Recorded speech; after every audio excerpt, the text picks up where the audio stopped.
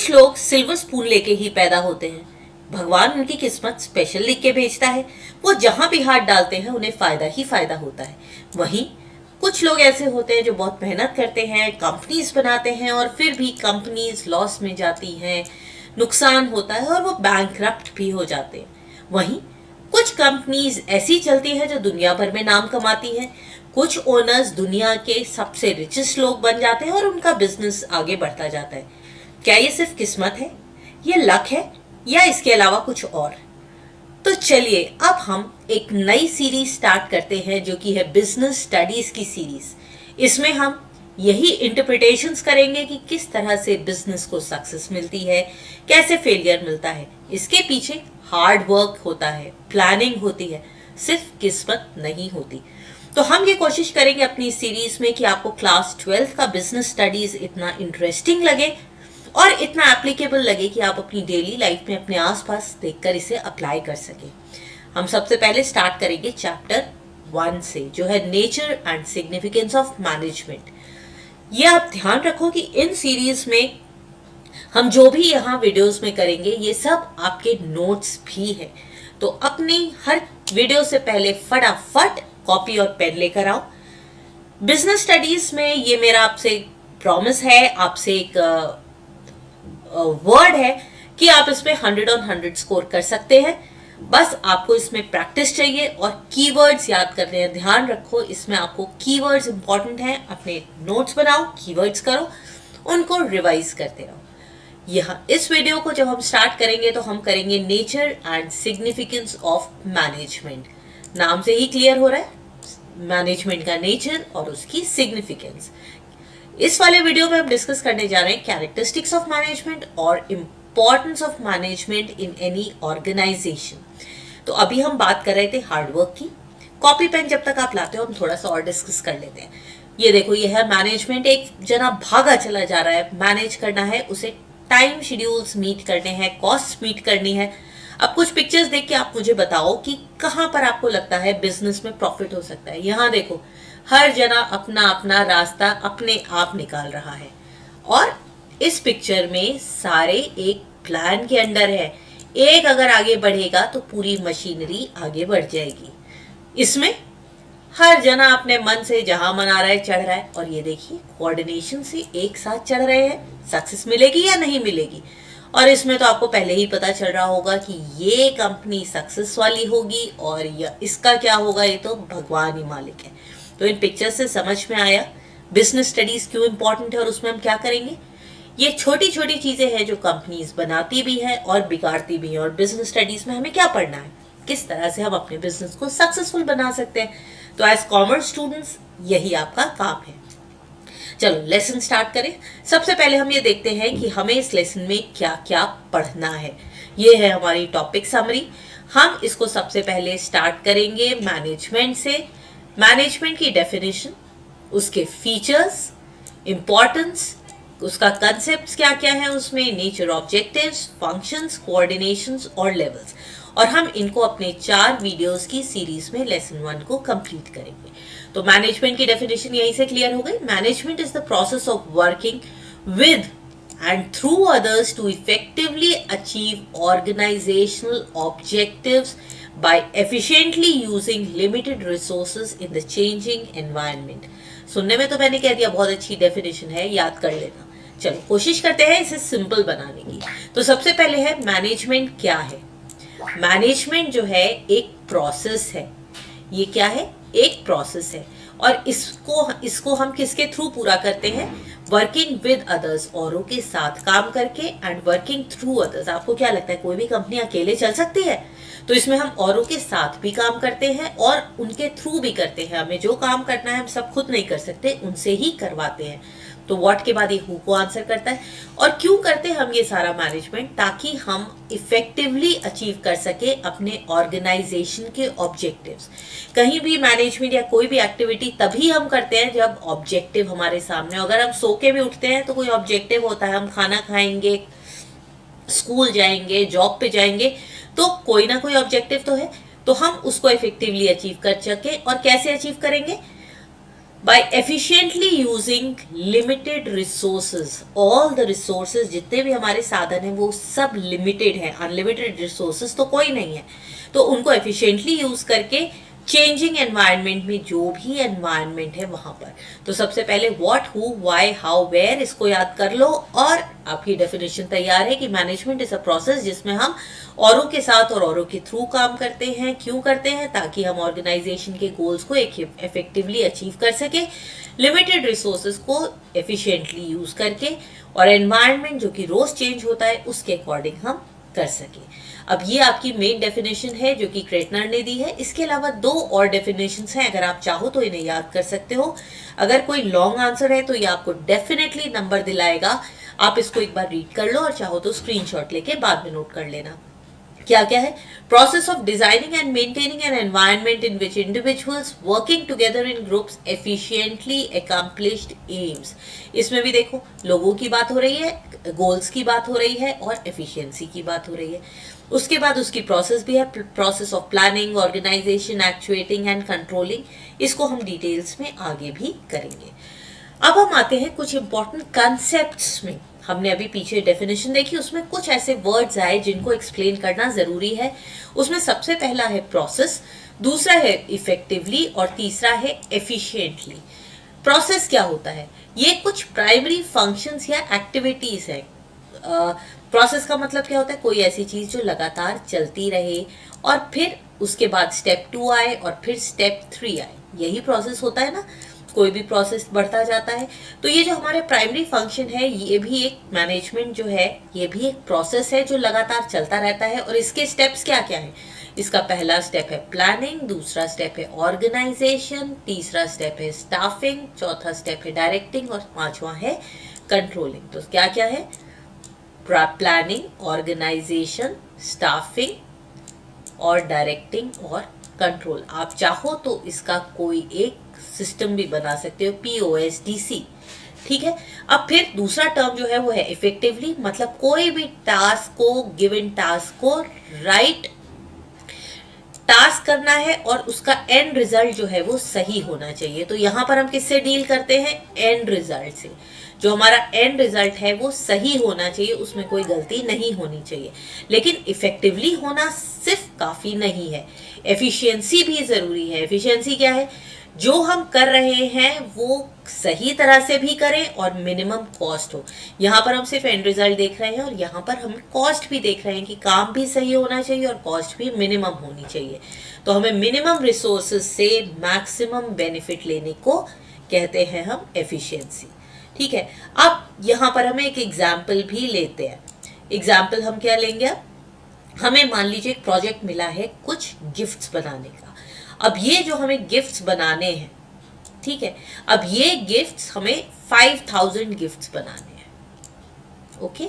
अब ये जो 5000 गिफ्ट्स का आपको ऑर्डर तो मिल गया, अब क्या करोगे बताओ?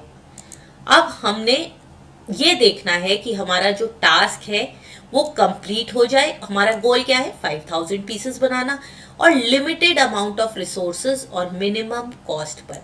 तो जो हम कह रहे हैं 5000 को कंप्लीट करना, ये तो हो गया इफेक्टिवनेस। और जब हम कहते हैं कम से कम दाम में, वो हो गया एफिशिएंसी। क्लियर है? अब मान लो एफिशिएंसी तो हो जाए कि हम जो है मिनिमम कॉस्ट कर ले लेकिन 5000 ना बना पाए, तो वो एफिशिएंट नहीं हुआ। और हम 5000 बना ले और वो महंगा हो जाए तो वो इफेक्टिव नहीं हुआ। अब जैसे अगर हमें 10 दिन मिले हैं और हमने 10 दिन हमें मिले थे और हमने 10 दिन में जो कॉस्ट आई वो थी हमारी 550 रुपीज एक गिफ्ट की।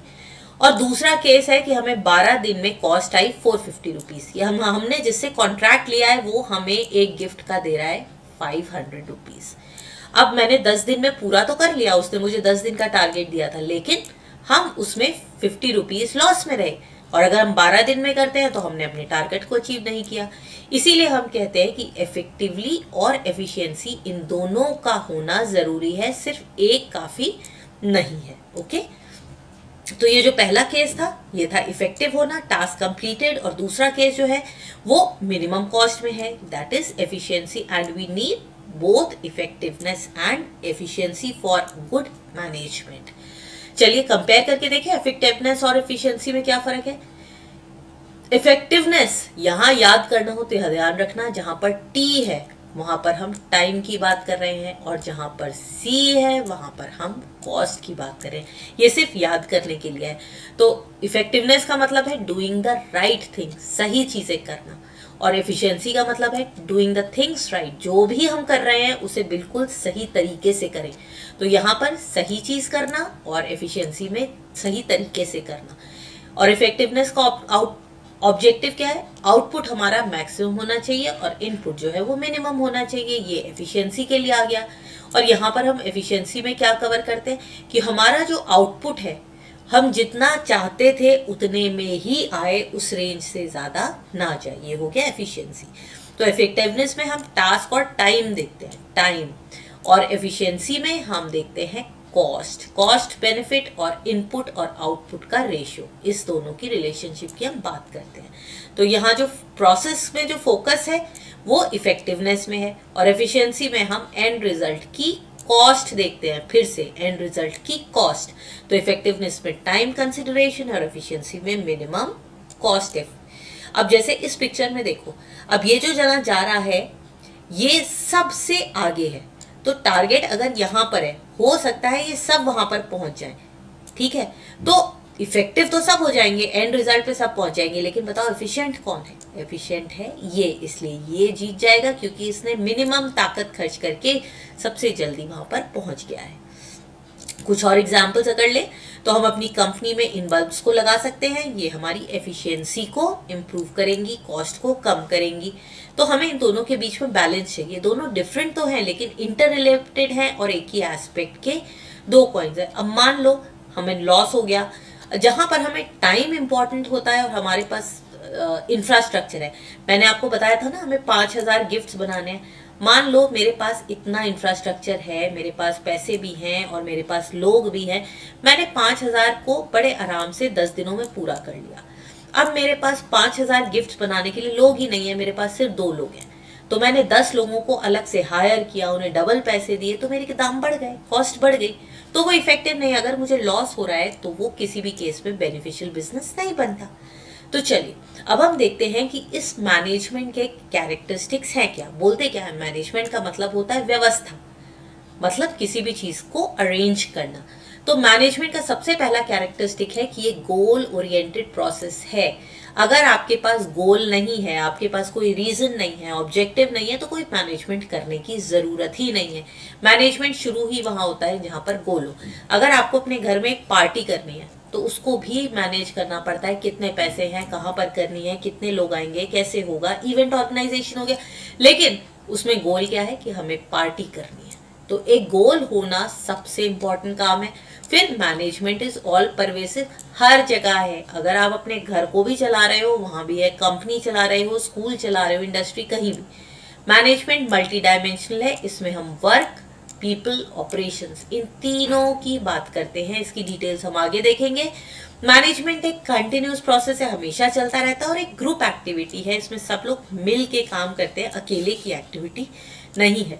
डायनामिक है, बदलती रहती है, और इनटैंजिबल है, जिसको हम देख नहीं सकते। क्या आप इसे देख सकते हो? चलिए अब इसके निमोनिक्स देखते हैं। मतलब अगर आपको इसे याद करने हो ये सारे कैरेक्टरिस्टिक्स तो कैसे करेंगे? चलो इसको याद कर लो। हमने ये चारों के टर्म्स लिख लिए। ये मैं आपको सिर्फ याद करने का एक आसान तरीका बता रही हूँ, उसको हर जगह आप यूज कर सकते हो। और मैंने एक सेंटेंस बना लिया, I am going to get 100% direct. तो ये जो मैंने बनाया है इसका क्या लेना देना है? आई से हो गया इंटैंजिबल, एम से हो गया मल्टी डायमेंशनल, जी से हो गया गोल ओरिएंटेड, जी से हो गया ग्रुप एक्टिविटी, पी से हो गया परवेसिव, सी से कंटिन्यूअस और डी से डायनामिक। अब आप इसे कभी भूलोगे ही नहीं। तो मैं एक बार इसे बस शॉर्ट में डिस्कस कर लेती हूँ। आपको ये कीवर्ड्स याद होने चाहिए, ये जो सातों हैं कीवर्ड्स हैं, इसके ऊपर कहीं ना कहीं केस स्टडी जरूर आएगी। केस स्टडी कैसे आएगा इसको भी हम देख लेते हैं। कोई ना कोई क्वेश्चन इसमें से जरूर आएगा और आपको बस यही कीवर्ड्स लिखने हैं जो इसकी कैरेक्टरिस्टिक्स है।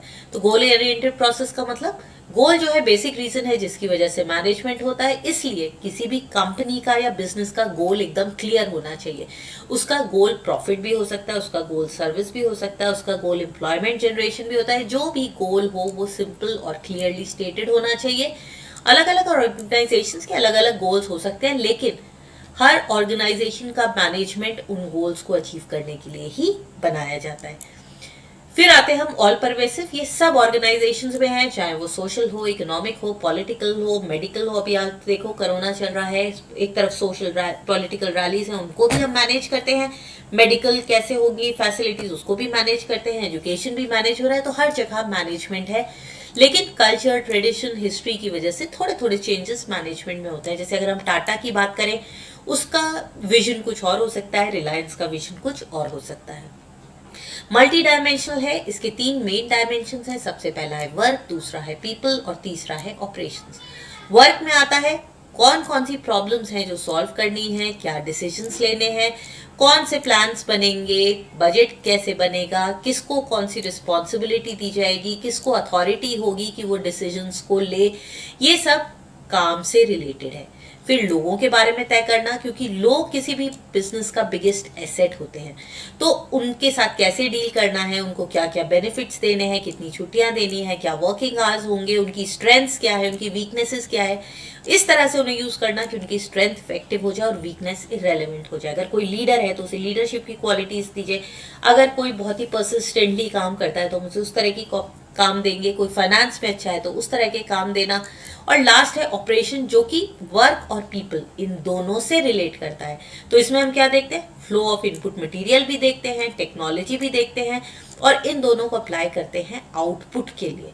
अब आउटपुट लेने के लिए, क्योंकि हम सबको यूज कर रहे हैं, तो इसमें वर्क भी आ जाता है और पीपल भी। कौन सा वर्क कौन सा जना करेगा, ये आता है ऑपरेशंस में। ठीक है, अब आप चाहो तो इसको सबको नोट कर लो, ये इसके कंप्लीट नोट्स आपके एग्जाम के लिए भी सफिशिएंट हो जाएंगे। ये एक कंटिन्यूअस प्रोसेस है, ऑनगोइंग सीरीज ऑफ फंक्शंस। अब ये कौन कौन से फंक्शंस है वो भी हम आगे करेंगे, और अलग अलग फंक्शंस अलग अलग काम करते हैं, अलग अलग डिपार्टमेंट्स लोग करते हैं, और मैनेजर जो है ये सारे काम लगातार करता है। मान लीजिए आपकी मम्मी अगर घर में भी है, उन्हें खाना बनाना है तो सब कुछ करती है ना, वो प्लानिंग करती है सब्जी क्या आएगी, किस तरह से बनेगा, कौन बनाएगा, उसे कौन सर्व करेगा। तो घर में भी जब मैनेजमेंट कंटिन्यूअस प्रोसेस है तो बाहर भी तो होगा ही, कम बिजनेस में तो और भी ज्यादा स्केल पर होगा। फिर ग्रुप एक्टिविटी, ये जो है अलग अलग लोग काम करते हैं, लेकिन किसके लिए, कॉमन ऑर्गेनाइजेशनल गोल के लिए।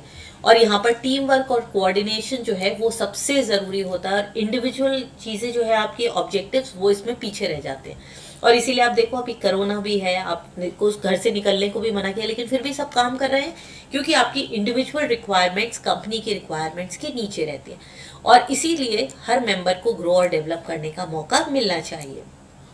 फिर ये एक डायनामिक फंक्शन है, अपने आप को चेंजिंग एनवायरनमेंट के साथ अडेप्ट करता रहता है। देखिए आप कोविड है, आपकी ज्यादातर चीजें ऑफलाइन से ऑनलाइन हो गई हैं, शॉपिंग के तरीके बदल गए हैं, मूवीज का तरीका बदल गया है, सब चीजें बदल गई, क्योंकि ये मैनेजमेंट एक डायनामिक फंक्शन है।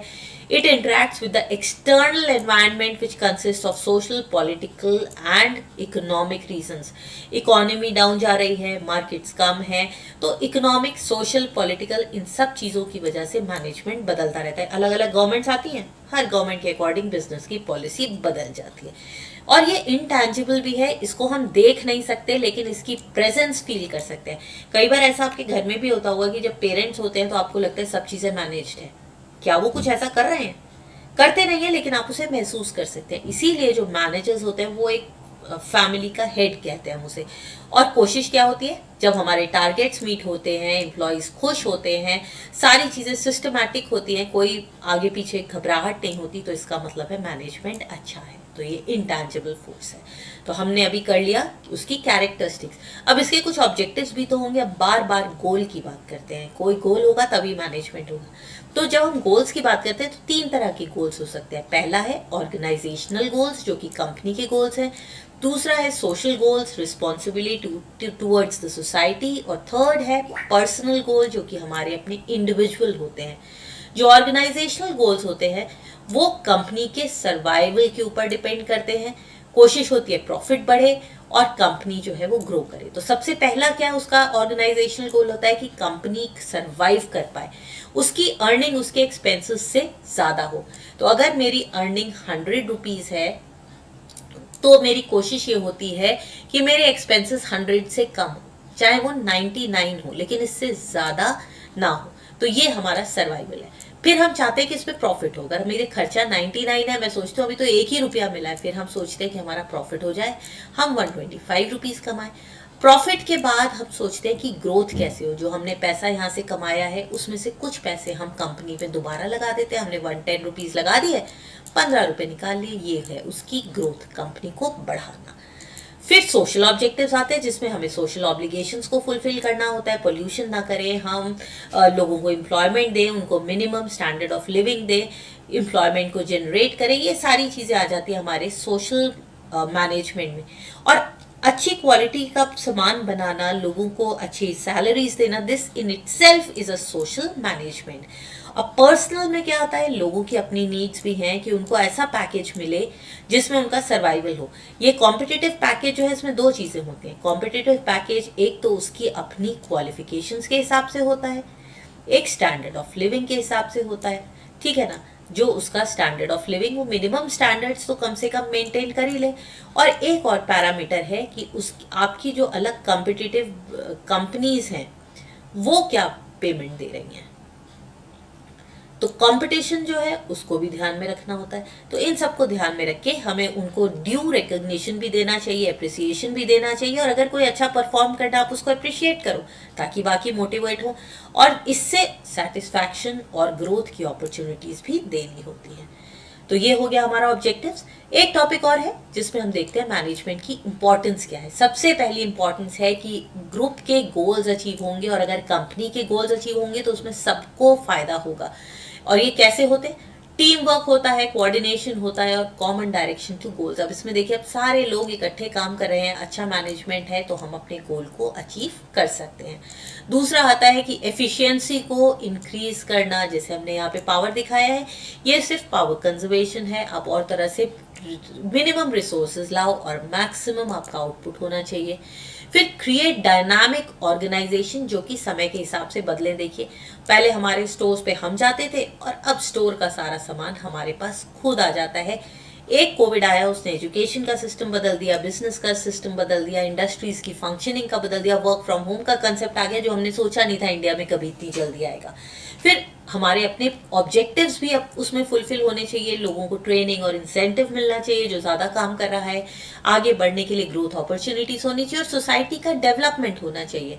अगर हम अच्छी क्वालिटी प्रोड्यूस कर रहे हैं, कॉम्पिटिटिव रेट्स पे कर रहे हैं, कॉम्पिटिटिव मार्केट्स को फीड कर रहे हैं, अब लेटेस्ट टेक्नोलॉजी और इकोनॉमी को भी प्रोटेक्ट कर रहे हैं, एनवायरनमेंट को प्रोटेक्ट कर रहे हैं, तो ये अपने आप में सोसाइटी को डेवलप करता है।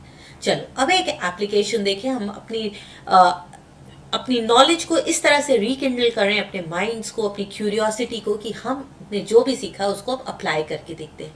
चलो, in these times of Covid the organisations have changed their goals and work culture. Which characteristic of management is highlighted here. देखो, ऑफलाइन से ऑनलाइन आ गए हम। इंटैंजिबल, परवेसिव, डायनामिक या कंटिन्यूस। इसका आंसर मुझे कमेंट बॉक्स में बताओ, और तभी मैं मानूंगी आपने इसको अप्लाई किया। अच्छा लगा हो तो सब्सक्राइब करना बिल्कुल मत भूलना, लाइक शेयर करो, और जो भी फ्रेंड्स आपके बिजनेस स्टडीज पढ़ रहे हैं उनके साथ शेयर करो। See you in the next video with the next topic. Till then, bye bye.